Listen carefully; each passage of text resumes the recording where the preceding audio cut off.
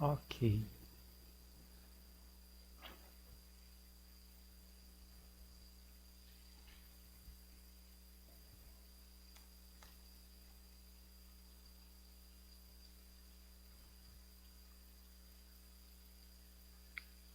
Vamos lá. Oi, Regina. E aí, gente, tudo bem? Beth faz a prece pra gente, então? Pode fazer.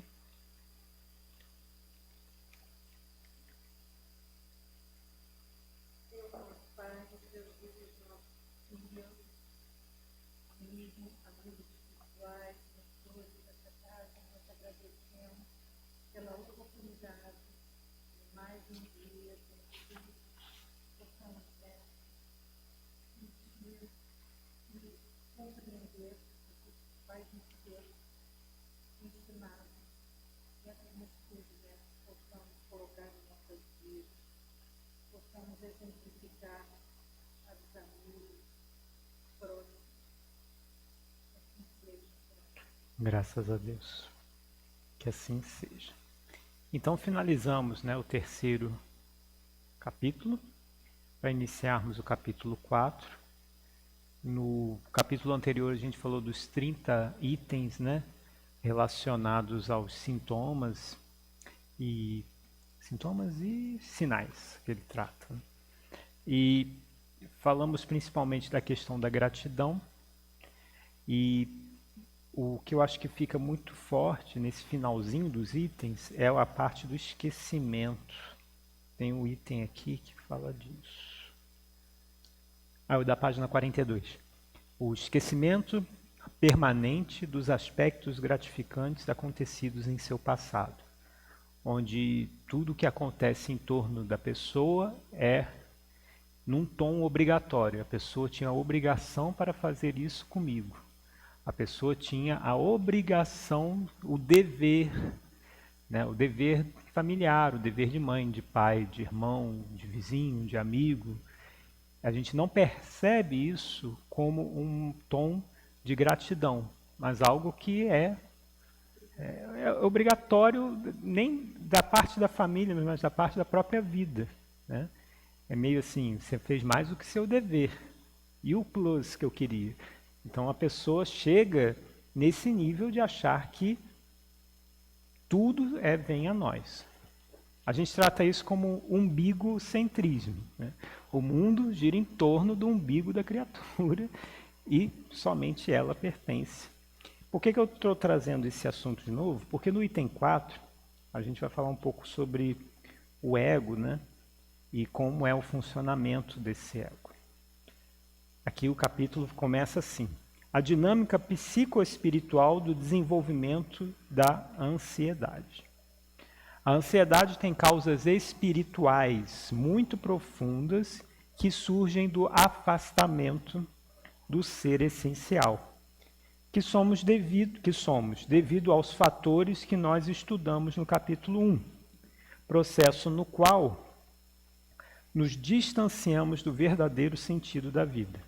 Então ele coloca aqui como um ser essencial. Acho que esse é o principal ponto do capítulo inteiro, é esse ser essencial que somos nós. Só que como nós nos vemos, que é a chave aqui. Porque eu posso me ver de uma forma completa ou eu posso me ver de uma forma fragmentada. Como eu posso ver o quebra-cabeça completo ou eu posso ver uma pecinha do quebra-cabeça. Então, será que eu sou uma pecinha do quebra-cabeça ou eu sou o quebra-cabeça completo? É como eu me vejo, como eu me trato, como eu enfrento a vida, a forma como eu penso, a forma como eu encaro os desafios, né? E há esse afastamento desse ser essencial. O ser essencial não é a peça, mas é o cenário completo. Ele não é a pecinha, mas ele é o todo. Quando a pessoa começa a se perder do todo, começam os problemas. Aí começam os problemas. No parágrafo seguinte, ele vai falar: esse distanciamento produz uma fissão, uma quebra, do eixo ego, self, que vai se intensificando cada vez mais, pois o espírito afasta-se das leis divinas e de Deus, discordando delas de uma forma explícita ou implícita. Então, a gente faz um afastamento de Deus. O que é afastar-se de Deus para vocês?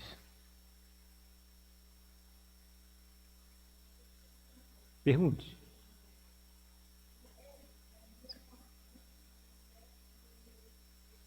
Vou falar disso. Mas antes de eu entregar essa, afastamento de Jesus, e aí? O que é um afastamento? Crença? Não crer? Não, pode ser. Eu quero que vocês falem o que vocês acham.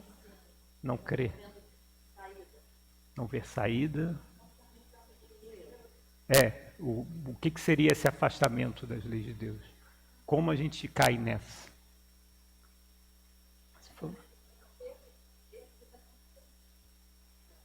Você tinha falado uma outra palavra que eu esqueci. Perda da confiança. Materialismo.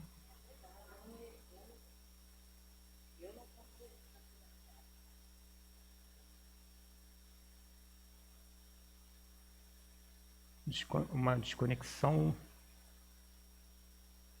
Pensamento perdido, seria isso? Uhum. Significado. Tá bom até aí. O que a gente tem que perceber? Esse afastamento de Deus não é porque eu parei de ir na igreja, eu parei de ir na casa espírita, não é um afastamento geográfico, não é um afastamento também de crença, aí eu não falo das crenças que ele trata aqui, mas de crença divina, de crença religiosa, não, sem problema. Não é um afastamento da parte religiosa. É isso que a gente tem que entender. Não tem nada a ver com um afastamento religioso. E aí entra assim, é um afastamento ao funcionamento da lei divina. Então esse afastamento, a gente pode reunir isso tudo aqui, que está certo, mas é um afastamento da lei divina. Tá? E não é alguém já falou de moral, não seria um afastamento, é também um afastamento moral, mas não seria só. Porque a gente vai perceber que há um afastamento da lei divina e sequer uma substituição dessa lei.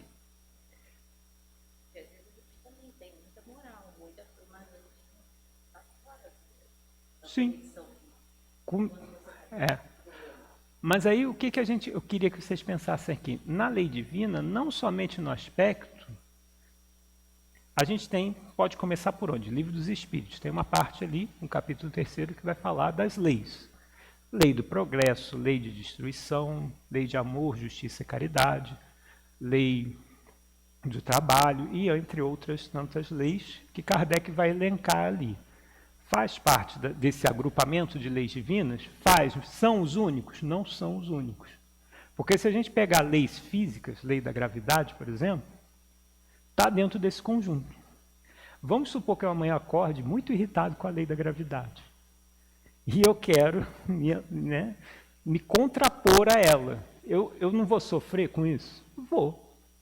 Eu vou sofrer. A mesma coisa acontece com a lei divina. E aqui eu vou botar leis divinas. Principalmente com uma, eu vou chamar a atenção uma, tá? Que a gente conhece bem, chamada de ação e reação. Essa lei de ação e reação, ela fica no funcionamento de dentro de todas as leis divinas. Como assim? Tudo que eu faço vai ter uma consequência. Tudo que eu escolho ou não escolho vai ter uma consequência. Tudo que eu penso vai ter uma consequência.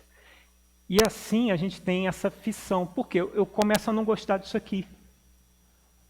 Porque se eu tenho aquele pensamento do capítulo anterior, que todo mundo deve a mim, é o seu dever fazer isso. É o seu dever de pai, seu dever de mãe, seu dever de filho, Você deveria estar fazendo sempre isso. Eu começo a contrapor o funcionamento da lei. Principalmente esse aqui. Aí, se eu me irrito com todos, eu também vou me irritar com quem? Aqui, ó, com esse moço aqui, ou moça, né? Moço ou moça. Com Deus. Com Deus. Eu vou acabar me desentendendo e me irritando com Ele. Então eu começo a brigar. Por que assim? Por que isso só acontece comigo? Onde entra nessa questão do ego e do self. O que é o self e o que é o ego? O self, tá? Vamos supor. O self está aqui, tá, gente? O self é o todo. O ego é isso aqui. O ego é a parte consciente, a parte racional. É a persona. Tá? Aqui no ego está a persona. Então, o que é a persona? É o Luiz Guilherme, é a identidade dessa encarnação. Então, todos nós temos personas.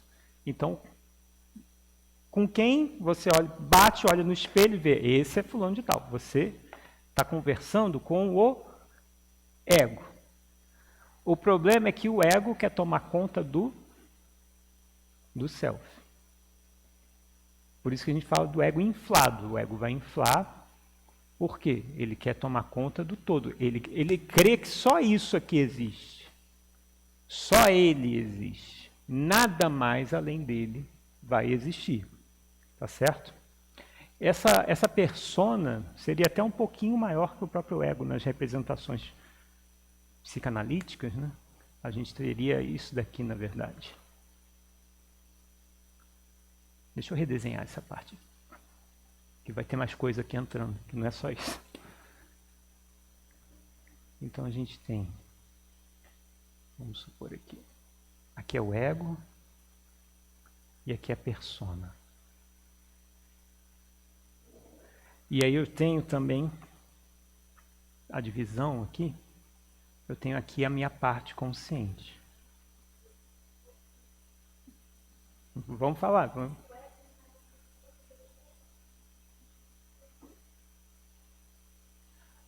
Você conhece a persona por completo? Você se conhece, mesmo a toda a sua fase consciente? Aí que está. O ego acha que conhece. O meu ego acha que conhece o meu. Eu sei quem eu sou. Sabe nada. Acha que sabe. Acha que sabe, mas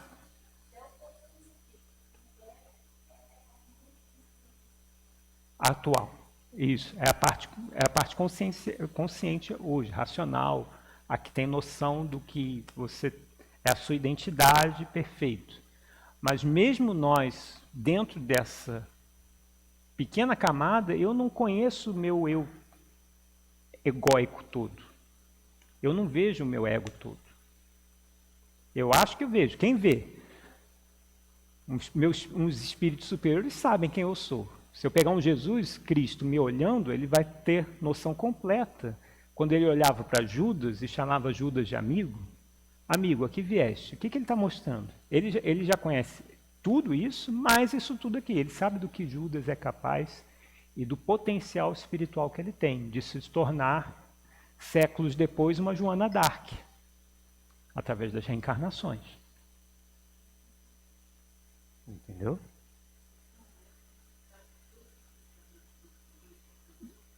O self que é o resultado de todas as encarnações que vai estar daqui para baixo.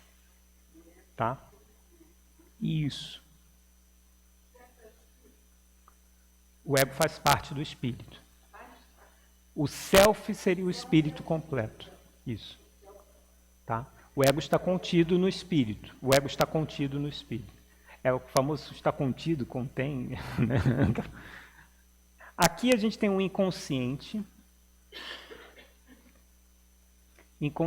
da persona. E aqui eu tenho todo o inconsciente. E aí eu vou ter aqui, por exemplo, eu não vou desenhar tudo, porque senão vai complicar muito, tá? mas eu tenho uma parte aqui chamada sombra, que está aqui dentro. Então, esse desenho mais ou menos representa, depois vocês podem até buscar na internet, tem vários desenhos assim, tá? O que a gente está vendo aqui? A minha parte inconsciente, o que está inconsciente? Vidas passadas. Ou seja, os egos de vidas anteriores está tudo lá para baixo. Mas o composto é o self. Agora, o que é o self? O self é o eu completo.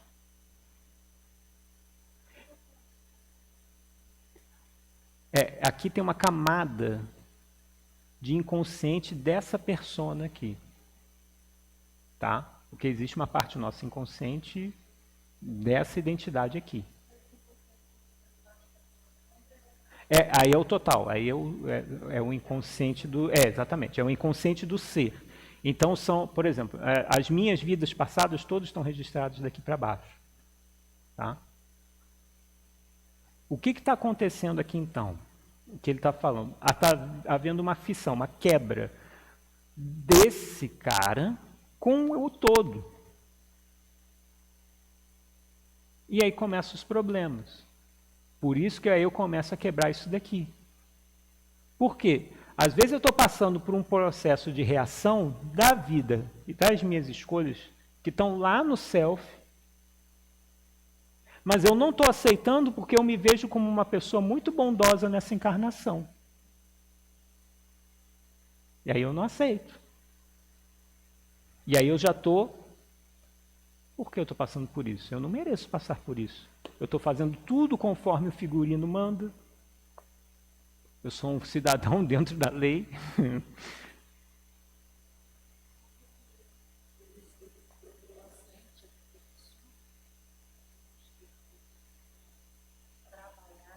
O terapeuta, principalmente o terapeuta junguiano, ele vai trabalhar tudo.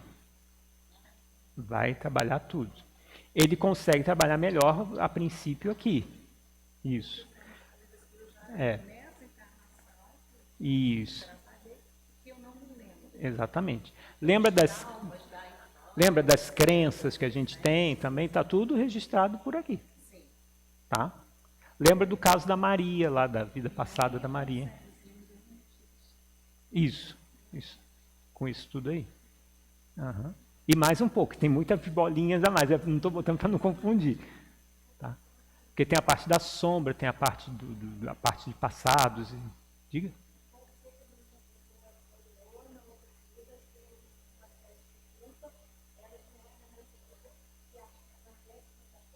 Sim, que é o caso da Maria do livro. Tá? O caso que a gente viu de Maria encaixa nesse processo que você falou agora.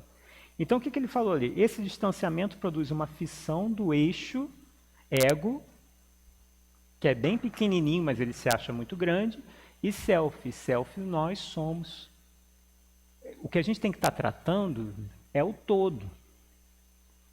O que a gente tem que estar olhando é o todo. E quando eu começo a me olhar de uma forma muito fragmentada, eu sou só isso aqui, a gente começa a ter problemas. Problemas do tipo que a gente enfrenta e que a gente está conversando aqui. A ansiedade é um deles. Perfeito? Porque eu acho que é só isso daqui. E aí não, é muito mais amplo. A gente é muito maior do que só isso. A gente não pode olhar o buraco da fechadura e acreditar que, olhando o buraco da fechadura, eu estou vendo o todo. Eu costumo brincar, para ficar mais fácil, é igual um livro. Você pega um livrão, né? Imagina, esse livro tem 1000 páginas. Eu vou lá, abro aqui assim. E aí eu leio 3 páginas dele. E aí eu acho que eu já conheço o livro todo. E eu falo, nossa, que história horrível. Fulano de tal foi assassinado por mim aqui e tal. E aí eu acho que é só isso. E aí eu fico remoendo o quê? As 3 páginas. Só que eu sou um todo de 1000 páginas. É claro que eu não tenho acesso a capítulos anteriores, né? É igual série de Netflix, você lança a temporada tal, mas você não lembra da temporada anterior. É ruim isso, mas é mais ou menos isso que somos nós nas reencarnações. Perfeito? E aí ele vai falando, essa fissão, essa quebra, vai se aprofundando até produzir a dúvida existencial, gerando a desconfiança em si mesmo, em Deus e na vida. A pessoa que discorda das leis divinas culminará por não se sentir filha de Deus, desconectando-se das energias amorosas do universo. Ao agir assim, de modo contrário às energias direcionadas pela lei do amor, justiça e caridade, ela não se sente pertencendo ao universo, desenvolvendo uma insegurança não apenas circunstancial, mas existencial, produzindo a dúvida existencial que culminará ao vazio existencial. Então, quando a gente fala aqui, esse carinha, ele não está pensando no seu planejamento espiritual. Ele não está pensando para daqui a 200 anos. Alguém aqui está fazendo planejamento para daqui a 200 anos? A gente mal consegue pensar na semana que vem, né? Mas percebe que a gente pode fazer escolhas hoje que vão ter reflexos para daqui a 100, 200, 300, 400, 500 anos. Que escolhas são essas que eu tenho disponível? Escolher ser uma pessoa melhor. Escolher, né, andar um pouco mais na linha, de acordo com a própria consciência. E escolher saber, como a gente falou na última aula, dizer não. Como dizer não de uma forma que você não fique se mutilando depois. Então, existem escolhas que ele vai tratando aqui. A insegurança circunstancial é comum e esperada em nosso nível evolutivo. Todas as vezes que formos implementar uma ação nova, é esperado sentir insegurança devido às incertezas em relação àquilo que experimentaremos. No entanto, a pessoa que se coloca como aprendiz da vida diante da situação que sente insegurança, o que irá fazer? Ela se lançará à experiência e aprenderá com ela qualquer que seja o resultado, acerto ou erro. Então ela começa a perceber que ela não tem medo de errar. Ela sabe que as escolhas dela vão ter consequências, vão ter reações. Mas se eu estou fazendo escolhas de acordo com a minha consciência e com raciocínio, eu não abandono o ego. Tem gente que trabalha para diminuir ou fazer isso aqui, ó. Se você estiver pensando que a gente tem que fazer isso aqui, ó, matar o ego, se você mata o ego, você mata o ser. Você mata a persona. Não adianta. Você tem que aprender a domar o ego. A dominar ele, e não ele ser o dominador. Então você utiliza do raciocínio do ego para trazer estruturas para o ser todo. Mas não é ele que vai comandar. E a gente deixa ele comandar. A gente deixa ele comandar. Porque o ego tem um palestrante espírita, o Alberto Almeida, ele fala o seguinte, que o ego é o melhor dos servos e o pior dos senhores. Quando o ego está no comando, é a pior coisa para o nosso mundo íntimo. Que aí vai gerar todos esses transtornos que a gente conhece. Quando os transtornos estão avassaladores em nós, como o transtorno da ansiedade, quer dizer que o ego está muito dominante. Quando eu começo a domar o ego, colocar ele na casinha dele e eu, espírito, tenho o comando dele, sabendo que ele faz. É meio louco isso, mas a gente tem que ter uma visão meio transcendental. Que a gente fala de nós mesmos se deslocando de nós mesmos. É como se eu estivesse me olhando no microscópio. Isso é muito louco e difícil. Porque é como se eu tivesse, sei lá, fizesse um desdobramento, sair do meu perispírito, eu estou olhando todo o meu eu. E quando eu faço esse olhar, o ego está olhando junto. E o ego negocia. O ego, ele gosta de negociar. Tá bom, você vai fazer isso, mas eu exijo isso daqui, isso daqui, isso daqui. Por quê? Como diz no Evangelho segundo o Espiritismo, o egoísmo, toda a parte egóica, ele faz cálculo.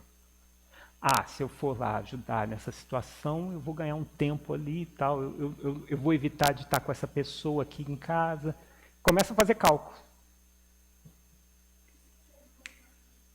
Isso é da mais tendência. O ego, ele vai fazer negociação, ele vai trazer coisas e vai botar na mesa. Vem daí. Tá? Por isso que a gente fala, o ego inflado. Quando o ego está inflado, é porque ele é o ego dominante. O ego é que domina tudo. E aí a gente não consegue sair desses transtornos. Mas também não é matar e eliminar o ego, porque o ego é importante. Ele faz parte da sua persona, da sua identidade, do seu raciocínio e de vários fatores de proteção outros psíquicos. O que não pode deixar é ele dominar e tomar conta de tudo, porque ele gosta e ele vai tentar fazer isso. E quando a gente fala ele, parece que é um ser à parte, um espírito obsessor que fica, mas não é, somos nós. Somos nós. Então, como eu domino isso? Como eu domino isso? Trabalhando virtude.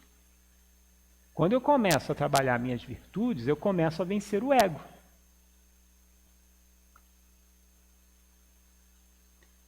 Porque o ego ele não está pensando se você está sendo caridoso ou não.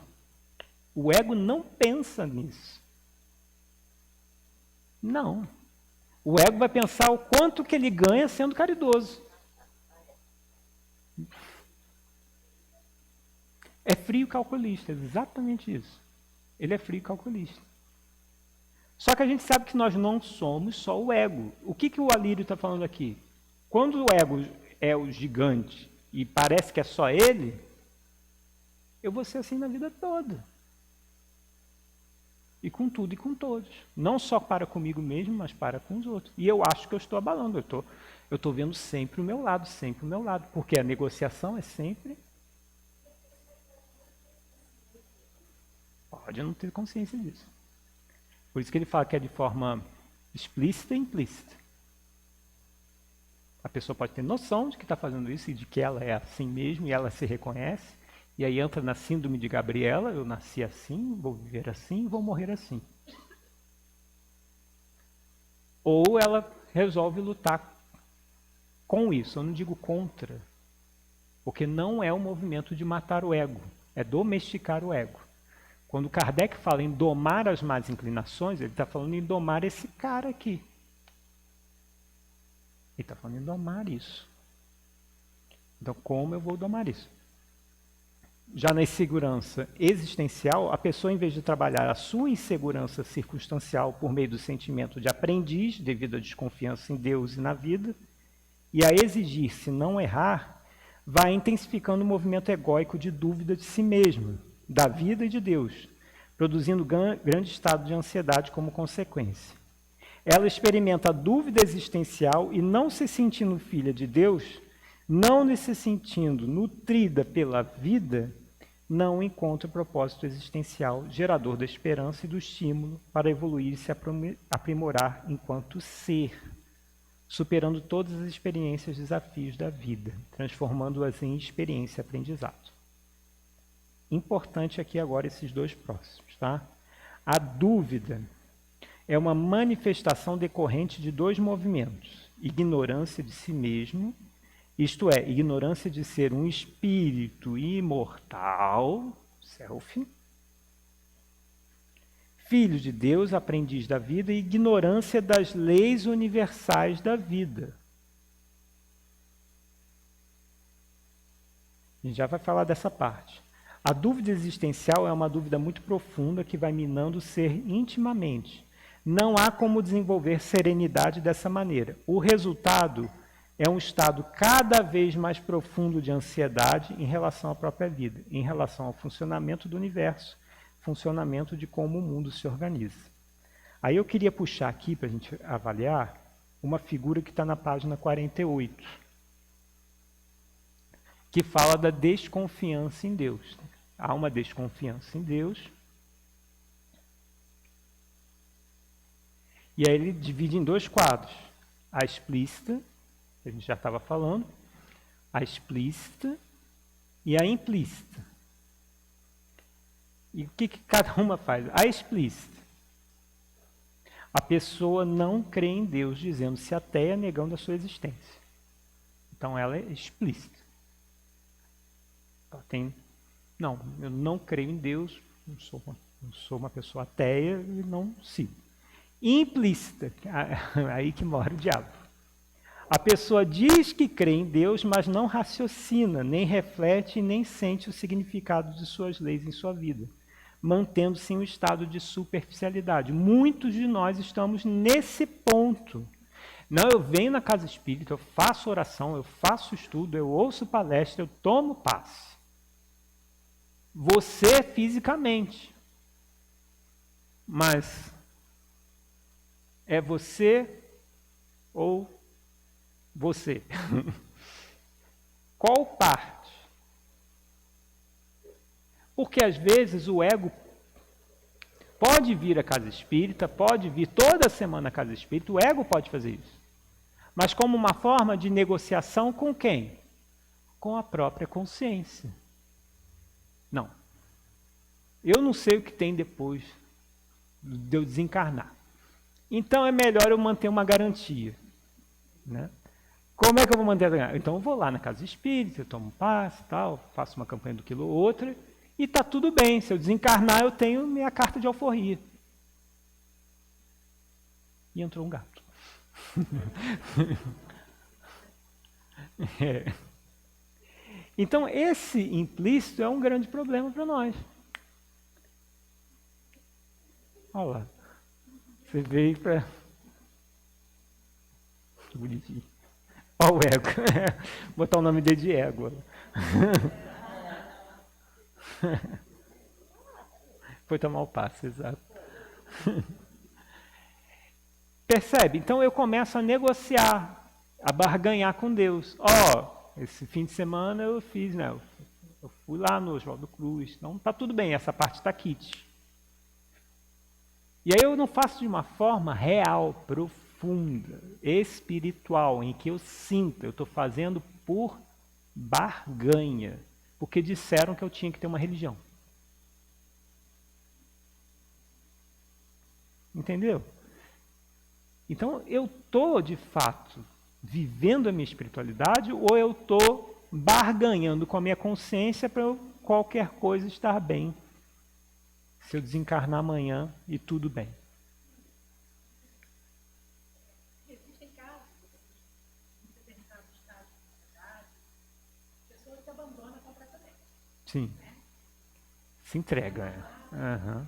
Aonde que entra isso dentro do ego? Em que momento que passa? Por que a gente chega nesse ponto? Tá. Porque o que acontece? Ele, lembra da persona aqui, né? Então, ele tem uma persona para proteger, uma identidade para proteger. Então, ele se estrutura muito no consciente, no que eu vejo, no que eu pego, no que eu posso sentir no hoje. E aí você está falando de depressão. No caso de depressão, o que acontece? Isso cansa. Essa luta contínua cansa, ninguém aguenta. Por quê? Essa desconexão não é natural. Eu estou tentando quebrar uma coisa que não tem como quebrar, mas eu forço essa... É como se eu estivesse colocando um pé de cabra. Onde eu estou tentando fazer... Por isso que ele fala de uma fissão, uma quebra. Então eu faço essa quebra, eu faço de uma forma ilusória, porque não tem como eu quebrar, mas eu faço e forço isso. E quando eu faço e forço isso, quem é que tem que manter com todas as forças? Não aguenta. Porque vai ter frustração, a vida vai... tá funcionando bem. Aí, de repente, a vida faz assim, pum! Aquilo que você estava esperando receber, até mesmo em questões materiais, de repente, não tem mais. E agora, como é que você vai lidar com isso? Porque não é só... A vida não está acontecendo só aqui dentro. Tem aqui fora. Tem algo que Jung chama também do inconsciente coletivo que está aqui. Eu não vou abordar isso, senão vai dar um nó. Mas tem o inconsciente coletivo. Então, tem um mundo à volta. E o mundo à volta, quando a gente fala, não é só os outros que a gente está vendo aqui, a parte material, onde eu me desloco. Tem um mundo espiritual também interagindo. E quando a gente fala do mundo espiritual, a gente não tem como fugir do funcionamento. Aí eu não estou falando da lei divina como algo belo. Olha que bonitas as leis de Deus. Eu estou falando da lei divina que interage comigo de forma direta. E quando eu faço? Tem um livro que é interessante, que é a técnica funcional da lei de Deus. Então, o que ele explica? Que você conforme as escolhas. E aí não é escolha assim, eu escolhi a pizza de salamin, não é isso. E aí eu vou ter uma azia amanhã, e aí isso, né, foi a ação e reação do salamin. Não é nesse nível. Eu estou falando assim, escolhas de como eu estou agindo diariamente. A vida vai colocar reação. E a vida é o cosmos. Por isso que eu gosto de tratar a ação e reação como um campo gravitacional. A gente joga e está o tempo inteiro jogando. Só que eu não estou jogando para o infinito e além. Eu estou jogando para o meu campo gravitacional e um momento aquilo fica me rondando, me rondando, me rondando e volta. Volta com impacto, volta com dor. E aí eu, quando estou tentando fazer essa força hercúlea de crer que é só isso, não, eu começo a desgastar o ser. Ele não aguenta, mal cansa. Ele fica cansado. Onde vai começar a cair na depressão. Porque a depressão vem muito das frustrações repetidas. Né? Foi embora. Tomou o passe e já vai para casa. Esse é o gato papapasse.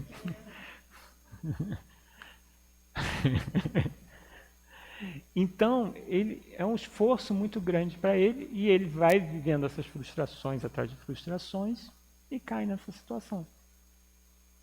É claro que tem muitos outros cenários, né, que a gente sabe que frustrações. A gente tem frustrações profissionais, frustrações familiares, frustrações casadas, né, familiares com profissionais. A gente tem frustrações do próprio ego. Se é o ego, né, o ego está esperando que... Eu estou esperando que a minha mãe sempre me atenda nesse quesito. E se ela não está me atendendo, eu começo a tomar uma raiva tão grande, tão grande, tão grande, né, que futuramente eu vou ser uma pessoa amargurada. Não entra no caso da depressão, mas eu sou uma pessoa raivosa. Eu caio num outro transtorno, de raiva crônica. Percebe? Aqui está falando desse desenvolvimento, né, de psicoemocional. Você está com uma cara de dúvida. Você, Beth. Não, porque eu estou pensando aqui enquanto você está falando, eu fico pensando é comum essa coisa de servir, eu sempre inclusive, o tempo, sempre ouvir e tal. Mas de uma certa forma, não é um autoconhecimento que você está adquirindo, uma maturidade que você está adquirindo. E às vezes também não é um momento que você vive que não te permite você ter uma previsão para a sua. Eu costumo brincar que a reação é um paredão divino. Um paredão. Uma parede mesmo, um muro, todo chapiscado, que vai dar e você vai dar de cara nele. E aí você aprende com o quê? Com dor. Que vem e bate mesmo, vai de encontro. É tentar nadar contra a correnteza. Você está aprendendo? Aprendeu na pancada. Mas será que aprendeu também? Porque tem gente que leva a paredada na cara e é uma pessoa que está reclamando. Ela não fez o que você falou. Tem gente que não está no aprendizado. Às vezes, esses repentes da vida vêm para dar um aprendizado, para abrir o olho. Mas a pessoa acha e continua no quadradinho dela aqui. Porque não basta um paredão. Tem que ser um monte.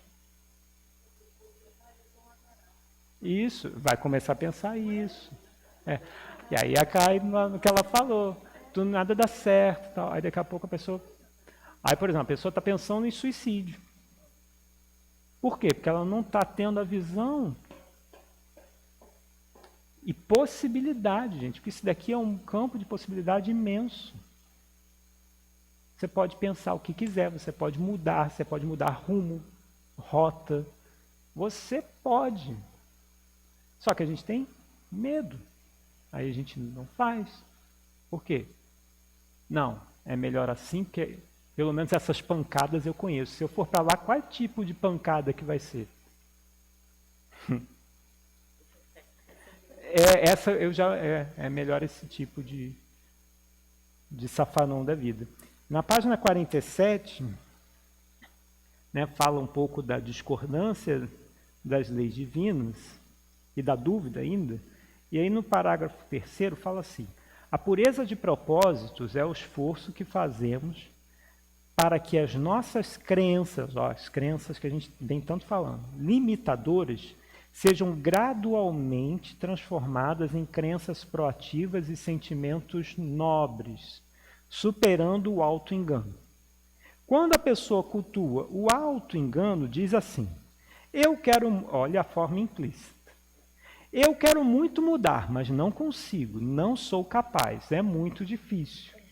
Ela coloca um rosário de empecilhos que, na verdade, são desculpas que usa para não reconhecer, que a gente acabou de falar, a preguiça moral que sente em realizar esforços, pois ainda não desenvolveu o amor às leis do trabalho e do progresso. A pessoa que discorda das leis divinas não se sentirá, portanto, filha de Deus, e com isso vai se desconectando das energias amorosas do universo, direcionadas pela lei do amor, justiça e caridade.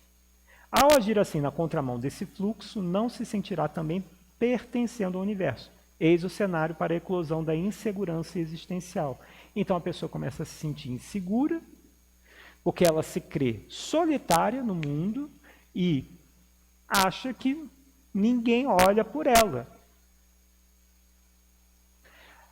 O que ela vai perceber aqui?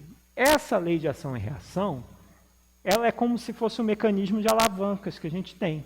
Então, escolhas que eu faço. Então, se eu mexer nessa alavanca assim, eu começo a aprender. Quando eu faço isso, a lei sempre reage dessa forma. E aí parece que eu estou falando de uma forma muito não prática. Mas imagina o seguinte: sempre que eu tomo essa atitude de raiva na minha fala, naquele determinado momento com a família, ou seja, eu estou mexendo numa alavanca, eu depois libero um gatilho. Conhece o gatilho? Essas alavancas são os gatilhos. Libero um gatilho que eu passo a semana mal, arrependido. Só que o que eu faço? Eu continuo insistindo em fazer o movimento da alavanca. São padrões. E aí eu tenho que o quê? Tira a mão daí. Eu creio que... Aí o que eu começo a falar? Que a crise é que faz eu mexer essa alavanca. Não, quem está mexendo a alavanca sou eu. Não tem ninguém botando a mão na minha alavanca. Foi aquela conversa que a gente teve, que a Lorena trouxe o exemplo da última passagem. Quem aperta o botão sou eu, não é o outro que vem aqui apertar o botão meu da raiva. Sou eu. Então eu tenho que começar a interagir com outras alavancas.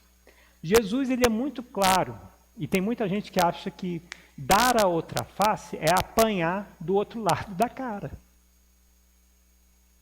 Quando Jesus fala, dá a outra face, se alguém te bateu na face direita, aqui, ofereça a esquerda, eu não lembro agora, mas tem uma ordem certa ali, tem até interpretações para isso.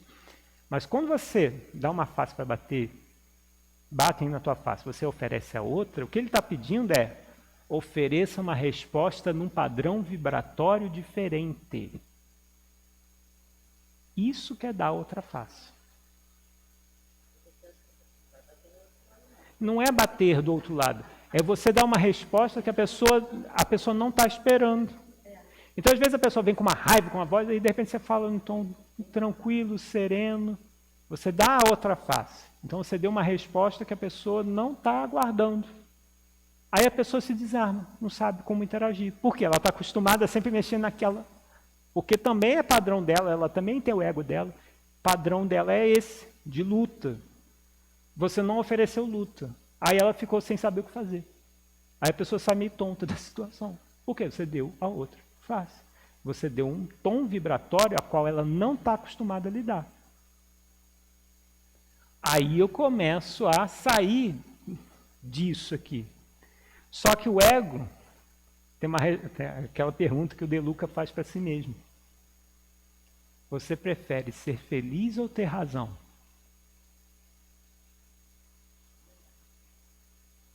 Porque você não vai conseguir ter os dois. Você prefere ser feliz ou ter razão? Porque tem horas que assim, eu sei que eu tenho, mas eu não vou discutir, não adianta, eu prefiro ser feliz. Eu vou entrar numa guerra verbal, por quê? Então você começa a dar outra face, começa a mexer em outras alavancas, que não é a da tradicional. E aí quando a gente percebe a nossa evolução espiritual, quando a gente está evoluindo espiritualmente, a gente vê que lá no início, primitivamente, o número de alavancas é pouco. Eu tenho ali, né, as coisas mais instintivas, caça, o sexo. Então são 3, 4 alavancas. O que a gente tem hoje são 1000 alavancas à nossa frente que a gente pode mexer e a gente não percebe. Só que o que a gente faz? A gente volta para o estado primitivo e mexe as alavancas primitivas, as 4, 5. Essa eu sei mexer bem. Então eu estou mexendo nessas aqui porque aí eu sei lidar bem com a situação. E aí não percebe o quanto está se machucando com isso. E aí desenvolvendo todos os transtornos. Por quê? A vida está te pedindo e a vida está te oferecendo outras possibilidades, outras formas de lidar. E a gente não está usando. Ou está, como ele falou aqui, com medo de usar. Achando que vai dar certo. Né? Que o certo seria ter razão. O sangue sobe. A gente fala, é o meu orgulho falando? É o orgulho falando. Porque ele quer ter razão, ele quer mostrar que estava certo.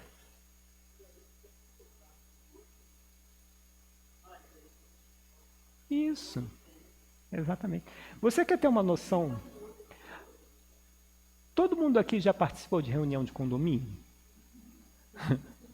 Você quer ter uma visão? Você vai em uma, sem participar, você só vai em uma para assistir, sem se envolver emocionalmente. Você senta lá e olha, você vai ver todos esses mecanismos acontecendo. Teve uma vez uma que eu participei, que eu estava até com a minha esposa, tinha um senhor lá que falou, que estavam falando, já estavam uns 40 minutos no assunto, aí no final definiu, então faz assim, assim, assado. Aí o senhor falou, mas essa foi a ideia que eu dei. Aí minha esposa falou, tá bom, põe aí que foi ele que deu a ideia e vamos seguir com isso. É tipo assim, a pessoa quer os louros, quer... Então você vê que é uma luta, uma reunião de condomínio, por exemplo, você vai ver uma luta disso daqui e um interferindo no outro. Por quê? Gente, por quê? Você está entendendo? A pessoa quer domínio de território, ainda vem esse pensamento guerreiro, primitivo, de território, de quem manda. O que não é do homem iluminado. Você acha que o homem iluminado está se preocupando com demarcação de território? Não está, ele quer ser feliz. É isso. E aí quando a gente gera essa insegurança. Lá na página 48, né, que ele fala, por isso trabalhar com a questão existencial é lidar com o funcionamento dos mecanismos ou das alavancas sublimes e superiores do espírito, entendendo o funcionamento onipresente e onisciente das leis soberanas da vida. Ou seja, eu sei que se eu mexer nessa alavanca, eu vou ter esse resultado logo à frente. Deixa de ser barganha. Passa a ser a inteligência do espírito operando a favor dele próprio. Ele começa a perceber que isso é melhor para a minha consciência, para a minha paz de espírito. Com o movimento de discordância, a criatura existencialmente se desconecta, a alavanca primitiva, se desconecta do Criador, permanecendo em meio à dúvida irracional, irrefletida, intelectualizada. Então começa a perceber o quê? Que, essas escolhas que eu estou fazendo aqui são para ganho imediato. E aí vai e tenta, e não vai conseguir, porque não tem ganho imediato. Porque o preço que se paga é alto. Espiritualmente é alto.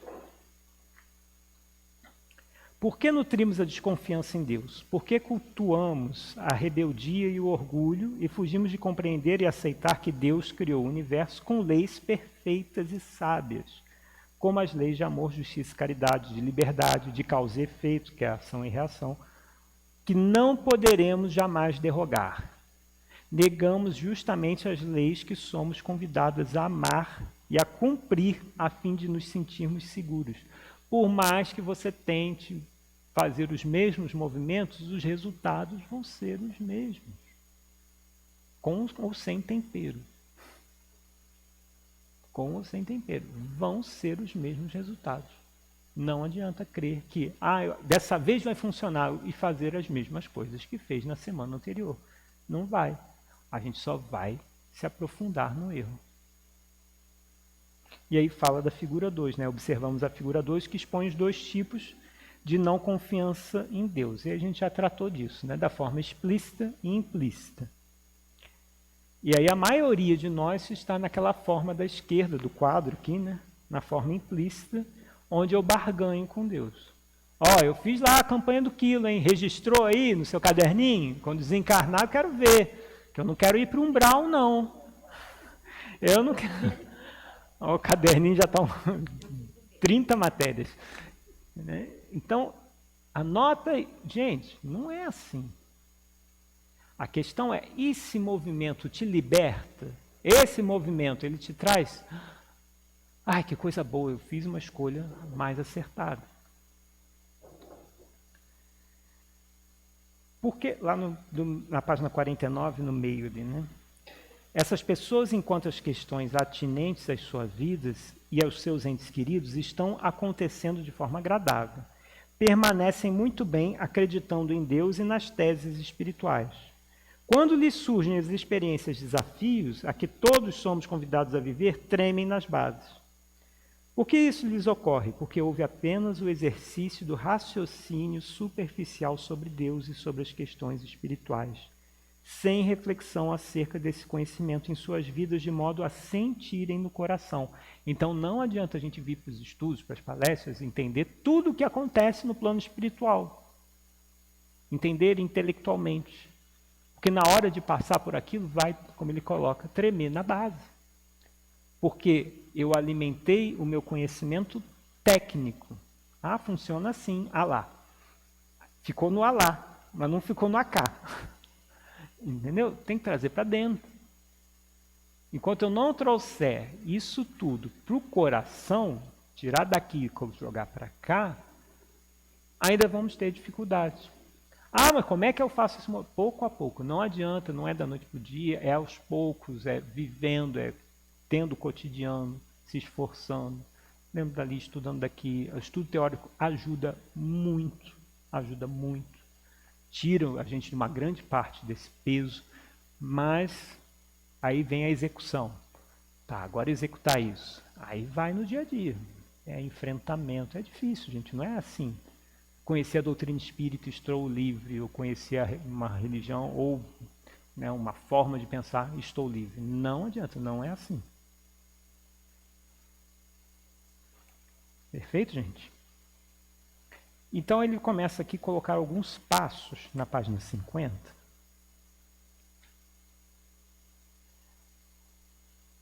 Então ele fala que não basta somente saber que Deus existe. Tem que sentir. O primeiro passo é raciocinar sobre essa presença amorosa. Olha, ele está usando o ego, que raciocina. Raciocinar sobre a própria vida para exemplificar. Reflitamos acerca da visão materialista da vida que diz que tudo surgiu por acaso a partir da agregação da matéria. O universo inteiro, o nosso planeta, os seres humanos, os demais seres vivos, enfim, tudo que existe surgiu da explosão de uma matéria pré-existente. Aí ele fala da teoria do Big Bang. Sem que uma causa inteligente a comandasse. Essa teoria é um exemplo da dúvida irracional, irrefletida e intelectualizada, embora para quem negue a existência de Deus seja tudo muito racional. Tem uma explicação muito boa sobre essa questão de... Depois eu posso mandar lá no grupo, eu vou ver se eu consigo mandar hoje no fim da aula, um videozinho de um cientista explicando a existência de Deus que Deus, ele pré-existe a tudo. Ele não tem início, não tem meio, nem tem fim. E quando a gente fala da criação de um Big Bang, de um universo, o que a gente está falando de uma criação material. O que se cria é matéria, espaço e tempo. Simples assim. Então, o que está fora da matéria, espaço e tempo? Aí a gente já sai de uma coisa que não tem criação, que é do eterno, que é o que está fora da caixa, né? Mas esse passo de raciocinar sobre a presença amorosa, como é que eu raciocino e penso? É refletir mesmo, gente. Botar lógica. Não é crer por crer. Ah, eu vou lá e eu tenho que... Tem muita gente que fala de fé e confunde fé como acreditar por acreditar. Acreditar, uma fé meio cega. E não é. Kardec explica que a gente tem que ter uma fé que pensa, uma fé raciocinada, uma fé que olha os fatos e chega à conclusão. É de fato. A vida após a morte existe. De fato, existem espíritos nos sondando e nos rondando. Como eu vou interagir com esse mundo? E aí começa a perceber que quando eu começo a interagir de uma forma, via pensamento, gente, pensamento é tudo para a gente. Quando eu começo a interagir de uma forma lógica, e aí eu começo a perceber, opa, né? Não na crendice, afasta o misticismo. Tem que afastar o místico. Tem muita gente que se afasta da doutrina espírita porque queria ver aqui em cima fenômeno. Não vai ver. Sinto muito. O fenômeno, ele é íntimo. Então não vai ver mesa girante rodando, não vai ver espírito aparecendo. Não vai. A pessoa sai daqui triste porque ela queria um circo. E não encontrou. E não vai encontrar de fato. E aí encontra um maluco falando que o problema todo da sua vida é seu. E aí? E aí você fica, né, muito bravo com aquela situação, porque, nossa, como é que eu vou viver assim? Por quê? Tem que refletir, tem que pensar. Porque a gente acha que viver Deus, viver as leis divinas, é somente às quintas-feiras, às 18h30, quando eu vou lá no Oswaldo Cruz, no tal curso, ou então quando eu vou lá na palestra. E eu acho que a minha vivência religiosa e espiritual, mais do que religiosa, é naquele fragmento de tempo, quando é 24 horas por dia. Tudo que eu faço no meu emprego, tudo que eu faço, tem as suas consequências espirituais. E eu posso viver esses ambientes de forma espiritualizada. Eu tenho que lutar para viver assim. Mas tem gente que faz fragmentado. Lembra que o ego faz as coisas fragmentadas? Se o ego está fazendo as coisas fragmentadas, ele também vai fragmentar. Se ele fragmentou o seu interior, ele também vai fragmentar o exterior, a vida. E como é que ele vai fragmentar isso? Quando eu estou no trabalho, não tem nada a ver com espírito. Aqui não tem espírito nenhum. Pode ser que no seu trabalho tenha mais espírito que na casa espírita. Olha só que coisa, né? Vai ter, vai, ué. Você acha que não? Tem. Tem, gente. Vai ter espírito obsessor, espírito bondoso. A gente acha que tem mais obsessor, né? Não, mas vai ter espíritos ali interagindo. E perceber que o que eu estou fazendo lá, e aí o que a pessoa faz? Como ela fragmenta, quando ela entra no seu ambiente de trabalho, por exemplo, ela se coloca dentro de uma caixa e vira um mau humor em pessoa. Bom dia, o que tem de bom? O que tem de bom? É só se for para você. E aí por quê? Porque ela se colocou numa caixa e aí ela vai estar pensando, quando é que é sexta-feira? E aí aquilo vira um buraco negro do tempo. Quando você vê já é 5 horas, você fala, nossa, por quê? Ela se deixou absorta. E ela não aproveitou aquele tempo para viver de forma espiritualizada. Aí é o quê? Levar o livro dos espíritos e ficar lendo no trabalho? Não é isso.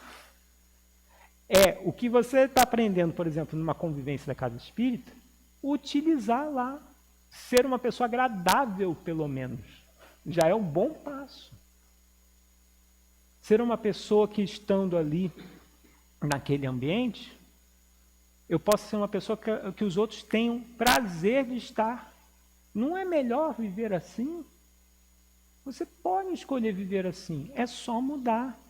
Aí quando você começa, nossa, aprendi isso no curso, eu vou começar a botar em prática. Aí vão começar a fazer o seguinte, porque não tem espírito, vai ter os espíritos obsessores também. Vai começar assim, nossa, Beth, você está tão diferente. O que aconteceu? E a Beth depois começou a frequentar o Oswaldo Cruz, sei lá o que aconteceu com ela. As pessoas estranham,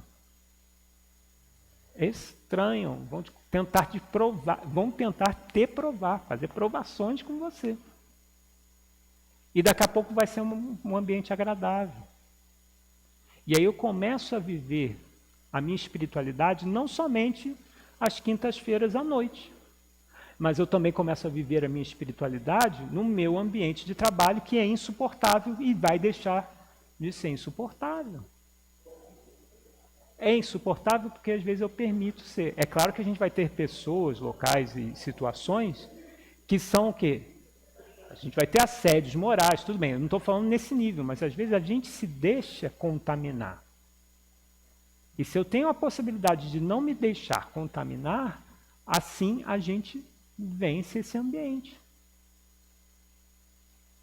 E é isso que é raciocinar a fé. A fé não está na crença mágica de que vai aparecer um espírito aqui, vai se materializar e vai falar de uma forma direta o que eu tenho que fazer na minha vida. Não vai ter isso, sinto muito. Precisava. Mas a resposta já está dentro. Eu não enxergo a resposta. Perceba se você não está presa no ego. Procura o self. Porque quando a gente está nessa persona aqui, preso, aprisionado, eu não vejo as respostas. Porque eu estou fragmentando o ser. E aí, como a dúvida sua lá do início. Por que entra no estado de ansiedade? Porque é um esforço hercúleo para manter só a parte do ego. E o parte do ego é a parte consciente. E só vai enxergar coisa racional. E o ego é aquilo que a gente falou. Ele é um ótimo negociador. Ele vai querer negociar com você tudo a todo momento. Você vai lá no Oswaldo Cruz? Então tá, mas depois ele começa a fazer negociação até com a parte espiritual.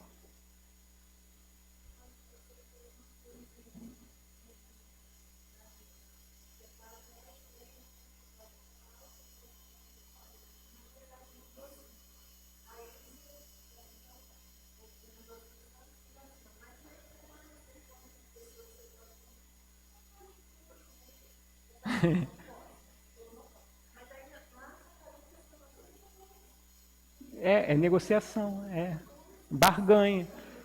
Aí a gente fala que é espírito obsessor. Não é espírito obsessor, somos nós mesmos. Então, quando ele fala aqui, né, dessa parte da fissão do ego e do self, a gente chega nessa situação de raciocinar a fé.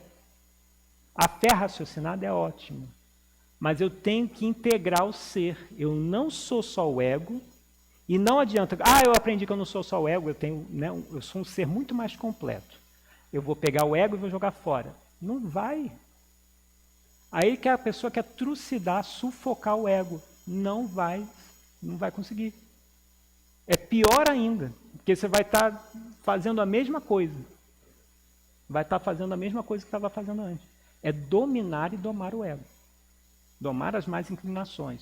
E aí eu consigo começar a ter uma visão do todo. Eu não sou o ser fragmentado somente desse pedacinho. Eu sou um ser muito mais completo.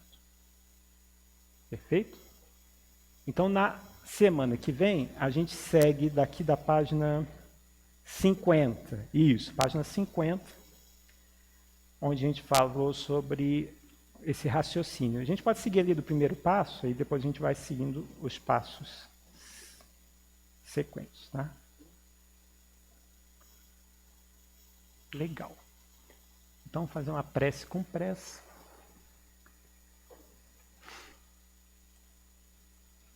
Então, que os nossos espíritos amigos possam aqui nos ajudar a caminhar na nossa encarnação, lembrando desse momento onde eu posso viver a minha vida espiritual, não somente nos ambientes que parecem espirituais, mas também nos nossos ambientes hostis que frequentamos ou que consideramos hostis, que possamos contaminar eles com alegria, com bom humor, com a felicidade espiritual que carregamos no nosso coração, e assim, Senhor, fazer ampliar a nossa chama divina e que Jesus possa ser sempre lembrado nas situações difíceis que estamos vivendo.